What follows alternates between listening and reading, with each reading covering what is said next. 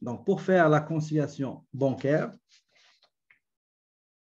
je vous recommande toujours de le faire avec Excel avant de passer au logiciel Acrobat. Essayez de noter un schéma.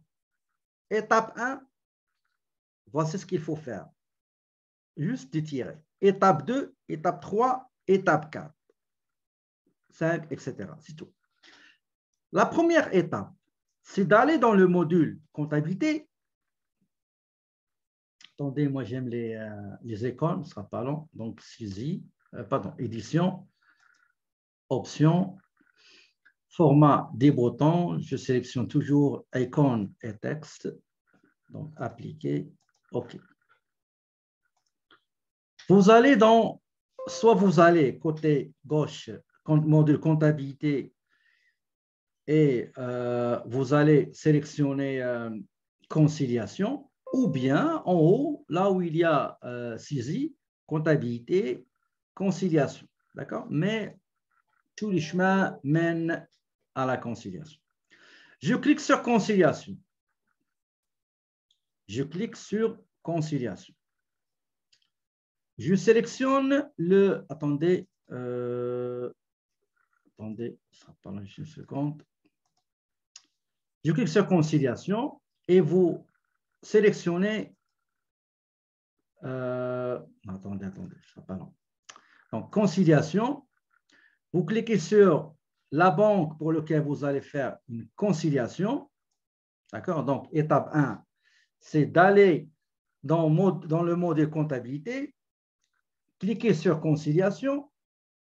Quand vous aurez cette petite fenêtre, en haut, à gauche, vous demandez au logiciel de vous donner la possibilité de faire une nouvelle conciliation. Vous cliquez sur l'icône du choix ou bien de commencement d'une nouvelle conciliation ou bien d'un nouveau rapport de conciliation bancaire.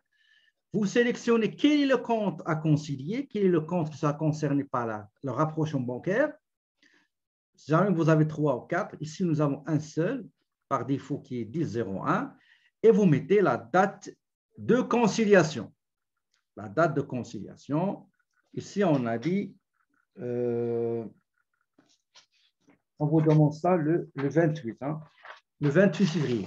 D'accord? On va mettre ici, on va mettre 28, pardon, 28, qu'est-ce que j'ai? Excusez-moi. Donc, ici, c'est 28.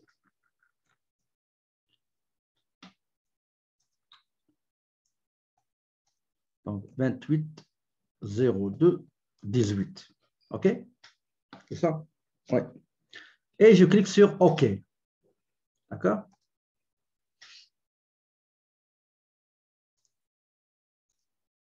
J'ai le rapport. La première chose qu'il faut faire, il faut indiquer au logiciel quelles sont les transactions bancaires qu'on a comptabilisées et que je constate sur le relevé bancaire. Je dois marquer, je dois indiquer, je dois identifier, je dois cocher les transactions qui se trouvent dans la comptabilité et qui figurent sur le relevé bancaire. Allez-y, écrivez-moi, par exemple, quels sont, un par un, s'il vous plaît, quels sont les montants, quelles sont les transactions, leurs montants bien sûr, qui se trouvent dans la comptabilité et qui figurent sur le relevé bancaire. Allez-y, donnez-moi le premier. 40 241, excellent. Voilà, regardez ici, vous allez cocher partie gauche ici. Non, écoutez, on va aller montant par montant pour ne pas se mélanger, OK? Je coche le premier et après, vous me donnez le deuxième, s'il vous plaît, OK? Donc, vous me dites 40 241,25. Le voici, je l'ai sélectionné ou bien j'ai coché. OK. Le deuxième, normalement, ce n'est pas le... Attendez, pardon. Normalement, ce n'est pas 40 000. Il faut aller par ordre chronologique qui se trouve dans la comptabilité. OK, ce n'est pas 40 000. Vous m'avez écrit 40 000, c'est 52 000. Il faut aller selon l'ordre chronologique de la comptabilisation dans le grand livre, s'il vous plaît, pour vous faciliter la vie. Pas la tâche, mais la vie. Hein. Donc, il y a 52 000, le dépôt de l'actionnaire à travers un chèque personnel numéro X123. Voilà, je l'ai coché. Donnez-moi maintenant le deuxième montant de la deuxième transaction qui a été comptabilisée et qui se trouve sur le relevé bancaire. Il y a quelqu'un qui m'a écrit 40 000. Est-ce que vous confirmez 40 000? Excellent. OK. 40 000. Je vais aller le chercher. Je vais aller chercher ce montant-là. Il est là. Achat d'un véhicule usagé. Je coche ici à gauche. Quel est maintenant le montant suivant qui est comptabilisé et qui se trouve sur le relevé bancaire? 5 748. Vous le confirmez? Excellent. Il s'agit d'une facture de paiement, il s'agit d'un paiement de la facture de téléphone. Le montant 5 748, je vais cocher celui-là. Quel est le montant suivant qui est comptabilisé, qu'on voit dans la comptabilité et qu'on voit aussi sur le relevé bancaire? Quelqu'un m'a écrit 5 000 et l'autre il m'a écrit 1092. Je ne sais pas lequel. C'est 1092 ou bien 5 000. Il faut choisir, il faut aller avec ordre chronologique. 1092, c'est le 20. 5000, c'est le 15. Donc, on va mettre le 20, celui du 20 qui est 5000. Du 15, pardon, qui est 5000. On cherche 5000. De quoi s'agit-il, s'il vous plaît? C'est un dépôt d'un client. Donc, c'est un dépôt d'un client. Il est là. Je vais le cocher. Très bien. Maintenant, quelle est la transaction suivante selon l'ordre chronologique, s'il vous plaît? Exactement, maintenant, c'est 1092 qui date du 20 février. Donc, 1092, elle est là. Voilà, 1092. Donc, règlement d'une facture de transport sur achat. Quelle est maintenant la transaction suivante selon l'ordre chronologique du grand livre et qui se trouve en même temps sur le relevé bancaire? C'est 2350, effectivement. 2350, pardon, 3500, elle est là. Donc, 3500, il s'agit d'un dépôt des recettes du comptoir. Est-ce qu'il reste d'autres choses? Est-ce qu'il reste, mes amis, est-ce qu'il reste des transactions qu'on a comptabilisées et qui se trouvent sur le relevé bancaire? Est-ce qu'il reste d'autres transactions? Est-ce que vous pouvez me dire d'autres montants? 2350 et non pas 350. Ah, ok. Excusez, oui. 2350, c'est ça? Oui, Revenu Canada, effectivement, oui. 2350, oui, c'est ça. Très bien. Très bien. Est-ce que vous avez la même chose? Donc, l'étape suivante, une fois j'ai coché, sélectionné les transactions qui se trouvent dans la comptabilité et se trouvent sur le relevé bancaire, je dois maintenant aller voir quelles sont les transactions que j'ai constatées sur le relevé bancaire, mais que je n'ai pas encore comptabilisées. D'accord? Je répète, l'étape suivante, c'est d'aller chercher quelles sont les transactions indiquées ou mentionnées dans le relevé bancaire, mais que je n'ai pas encore comptabilisées. D'accord? Eh bien, je vais voir ici. Est-ce que vous pouvez me dire, on commence par le premier. D'accord? On commence par le premier. Mais avant de commencer, avant de commencer, je vais vous montrer une chose qui est importante parce que si vous laissez, regardez ici, vous avez des comment dirais-je, vous avez des transactions cochées et non cochées. Donc, regardez ici, qu'est-ce qu'on dit? Voir toutes les transactions. Regardez ici, là où il y a le coche. Regardez ici, juste vous mettez le curseur, voir toutes les transactions. Mais ce qui est à côté, voir uniquement les transactions non conciliées. Vous cliquez sur oui et vous avez, ici vous voyez, vous avez les transactions qui sont en circulation. Vous avez 862, il est là, 1437, 1250, 2874 et vous avez le dépôt de 3500. Ça va nous aider au moment de la conciliation des transactions qu'on va comptabiliser. Très bien. Maintenant, j'ai deux types de transactions qui se trouvent sur le relevé bancaire. J'ai des transactions qui vont augmenter l'encaisse et j'ai d'autres transactions qui vont diminuer comment dirais-je, l'encaisse. Pour comptabiliser les transactions qui se trouvent sur le relevé bancaire et qui ne se trouvent pas dans la comptabilité, je vais aller au module comptabilité et je sélectionne inscription. D'accord? Je sélectionne inscription.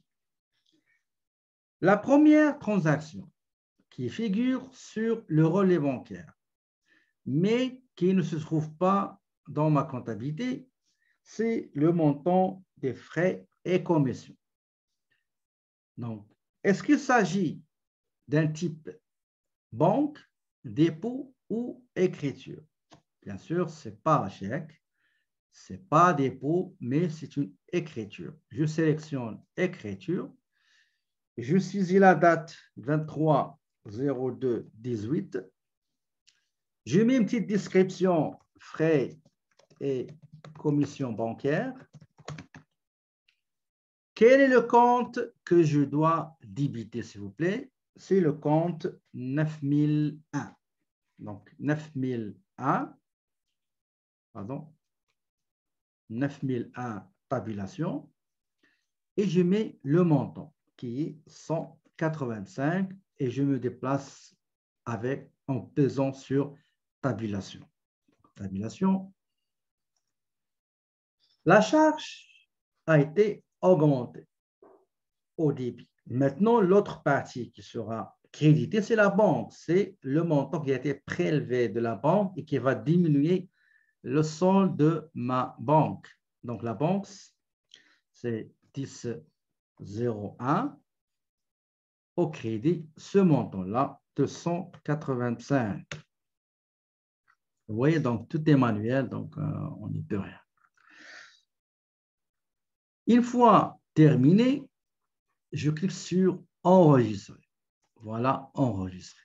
Maintenant, quel est le montant suivant qui figure sur le relevé bancaire, mais qui ne figurait pas sur le grand livre de la banque? C'est 1500. S'agit-il d'un chèque? S'agit-il d'un dépôt ou bien de tout simplement écriture? Donc, c'est une écriture. C'est une écriture, pas dépôt. OK? Écriture. Donc, je commence par la date. Entre parenthèses, dans l'examen, il y en a qui m'ont écrit pour les virements écriture ou dépôt. J'ai accepté. OK? Donc, 24 février 2018. De quoi s'agit-il? Virement qui constitue un dépôt d'un client. Okay? Donc, dépôt d'un client ou bien avance d'un client effectué par virement bancaire numéro A, B, C, 1, 2, 3, etc. Quel est le compte qui sera débité, s'il vous plaît? C'est la banque. D'accord? C'est l'argent encaissé. Donc, dépôt à la banque ou bien dépôt par virement bancaire. C'est 10,01. Le montant, c'est combien? C'est 1500 $. Quelle est la contrepartie? Quelle est la contrepartie? C'est 21,02, dépôt des clients ou bien avance des clients 1500. Malheureusement, dans Acomba, on n'a pas la possibilité de visualiser. Il suffit juste de regarder, vérifier si jamais vous pouvez déceler pour repérer une anomalie ou bien une erreur à corriger immédiatement en temps réel. Donc, je vérifie, je vois que tout est correct. Est-ce que c'est bon comme vous l'avez fait? Donc, si c'est correct, je clique sur enregistrer. Et il va falloir toujours, une fois vous saisissez une écriture, il faut marquer sur la feuille comme quoi c'est saisi. Sinon, vous serez dans la confusion. Quel est le montant? Le prochain montant, via la prochaine transaction, c'est 1750 $ qui constitue un revenu d'intérêt généré par un placement financier. Donc, c'est toujours dans écriture. Je vais changer uniquement la date, c'est le 28. Et ici, on va mettre intérêt. Donc, intérêt généré par un placement financier. Donc, vous pouvez ajouter un revenu financier, par exemple, revenu financier. Okay. Donc, le compte qui sera débité, qui a reçu l'argent, c'est 10,01, qui est la banque. Le montant, comme vous l'avez dit, c'est 1750. Et l'autre partie, c'est 59,01, qui est revenu d'intérêt. Voilà. Du même montant, 1750. Avant de valider, je vais vérifier si tout est correct. J'ai la date ici, j'ai la période, c'est correct, la description, les comptes utilisés, j'enregistre. Quelle est maintenant la transaction suivante? Exactement, c'est les frais et commissions bancaires de 350 du 28 février. Effectivement, donc ici, je vais mettre frais et commissions bancaires. OK, donc frais et commissions bancaires. OK. En anglais, banking fees and commissions, ou bien banking ou bien bank fees. OK, bank fees.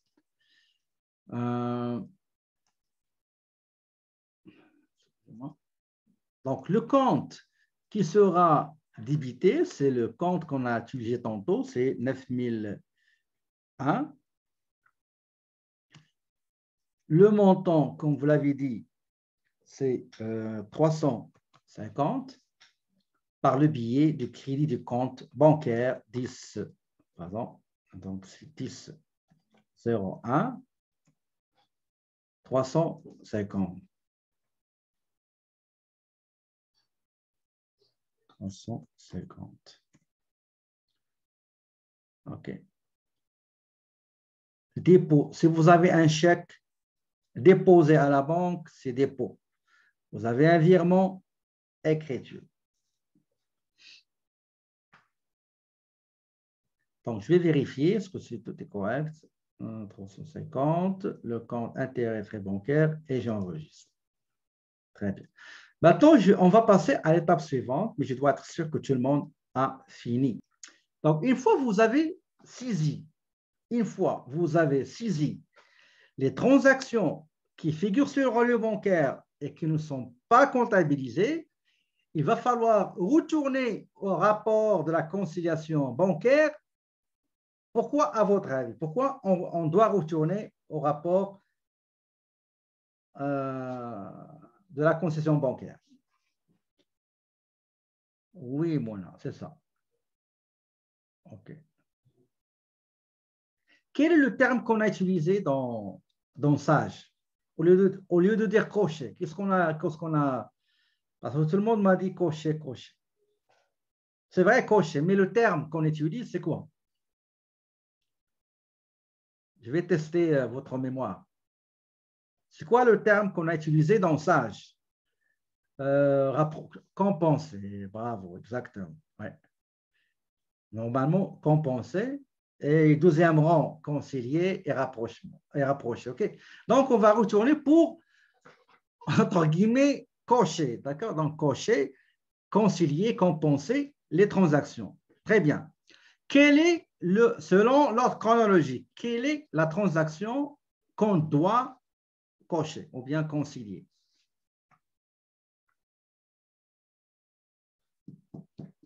Selon l'ordre chronologique. Oui, Mona, oui, c'est ça. Les autres? Effectivement, 185. Il est là. Du 23 février. Voilà. Maintenant, quel est le montant suivant qu'il faut concilier, compenser, rapprocher? 1500. OK, effectivement, 1500 du 24. Dépôt d'un client effectué par virement bancaire. Quel est maintenant l'autre montant à concilier selon l'ordre chronologique? Si l'intérêt financier, produit financier ou revenu financier, intérêt généré par un placement financier de 1750 et bien sûr finalement le montant 350. D'accord? On va voir la transaction non conciliée, non rapprochée, non compensée. Je mets oui. Là, pourquoi je fais ça? Pour vérifier, vous allez retourner dans la comptabilité pour être sûr, parce que le fait de cocher des cases, il y a un risque de cocher quelque chose qui ne doit pas être cochable ou bien qui ne doit pas être coché. Donc, avant de finaliser le rapport, je dois vérifier est-ce que j'ai 1, 2, 3, 4, normalement j'ai 4 transactions en circulation et un seul dépôt en circulation. Allez-y, on va les vérifier. Donc, j'ai 862, il n'est pas coché, ça veut dire qu'il est en transit. 1862. Vous voyez, je n'ai pas 1860. Ah, il est là. Pardon, il est là. 1437, 1250, 280, 2000. Est-ce que vous avez la même chose, s'il vous plaît? Est-ce que vous avez la même chose? Voilà. Regardez, une collègue vous a dit, j'ai fait une erreur, j'ai coché 862. Ça, c'est une astuce qu'on utilise.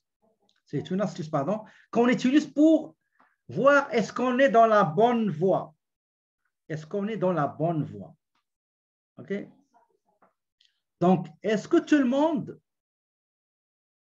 a la même chose? Comme ça, pour qu'on va partir. Sinon, je vais vous faire comme le chef de l'armée. L'ennemi devant, la mer derrière. OK? Pas de retour. Très bien. Maintenant, regardez qu'est-ce qu'on va faire.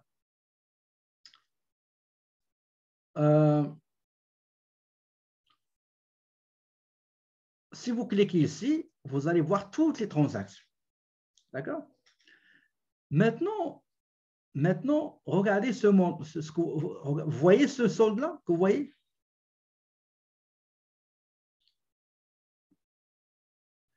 Maintenant, on va aller, attention, on va aller chercher le rapport. Donc, on va aller au rapport, comptabilité, rapport, attendez, non, ce n'est pas ici.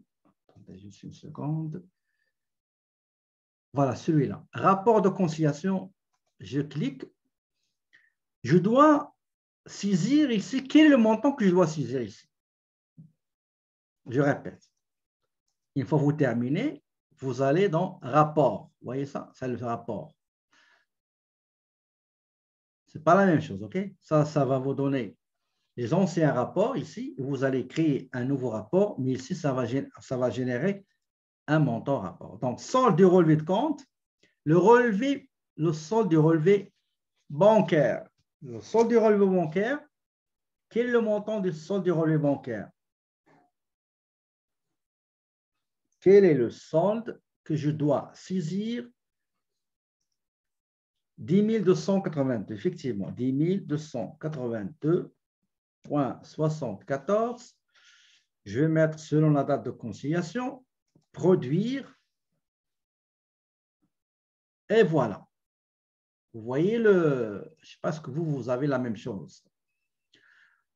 Regardez, vous avez les soldes au livre selon la conciliation et vous avez aussi le solde dans le relevé bancaire. Et enfin, vous avez, je ne sais pas ce que vous vous rappelez, écart résolu et dans ça, vous avez un écart. Il faut qu'il soit zéro. C'est la même chose ici. D'accord? Et vous avez le détail. Les 5, vous voyez les cinq transactions ici, c'est des chèques que vous avez remis aux fournisseurs et qui n'ont pas encore été décaissés et qui constituent des chèques en circulation. Tandis que côté dépôt, vous avez un dépôt en transit selon la terminologie de SAGE. Ici, ils ont gardé en circulation comme terme. Voilà, vous avez 3500. D'accord? Voici le solde. 10 282, c'est le solde du relevé bancaire au 28 février. Et 6 432, c'est le total de ces chèques-là. 3 500, le total de ces dépôts-là, il y a un seul dépôt. Si jamais vous avez plus qu'un seul dépôt, vous allez trouver le total ici. Et voilà. Donc, c'est comme ça. Donc, une fois vous terminez, vous cliquez sur « Enregistrer le rapport ». Vous pouvez l'enregistrer, par exemple. Je vais le mettre dans le bureau. Ça sera pas long, bureau, à combat.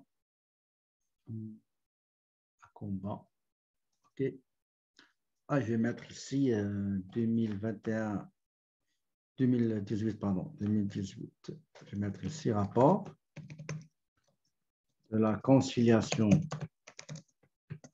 bancaire ou 28/02/2018. Enregistré.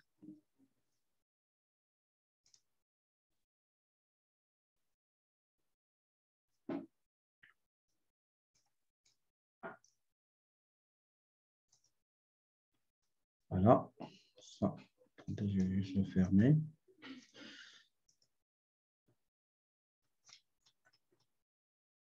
Bancaire. OK.